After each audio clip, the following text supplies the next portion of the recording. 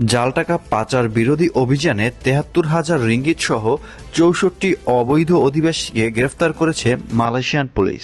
আপনারা দেখছেন প্রবাস ওয়াল। কুয়ালালামপুর ফেডারেল পুলিশ অভ্যন্তরীণ নিরাপত্তা এবং পাবলিক অর্ডার ডিপার্টমেন্ট এবছর এখন পর্যন্ত ৭৩,০০০-এর বেশি নগদ রিঙ্গিত এবং সম্পদ বাজেয়াপ্ত করেছে। এর পরিচালক দাতুশ্রী মোহাম্মদ কামরুদ্দিন মোহাম্মদ দিন বলেন, মোট ৬৪ জন অবৈধ অধিবাসীকে গ্রেফতার করা হয়েছে।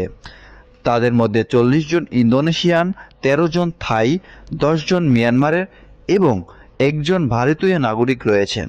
গ্রেফতারদের কাছ থেকে জব্দ করা হয় নগদ ১৯,৫২৩ রিঙ্গিত, নৌকা, ইঞ্জিন, গাড়িসহ অন্যান্য সম্পদের মূল্য ছিল মোট ৫৪,০০০ রিঙ্গিত।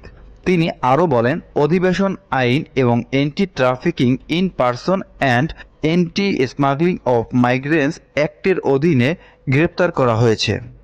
সকল ধরনের নিউজ সবার আগে পেতে প্রবাস ওয়ার্ল্ডের সাথেই থাকুন। ধন্যবাদ।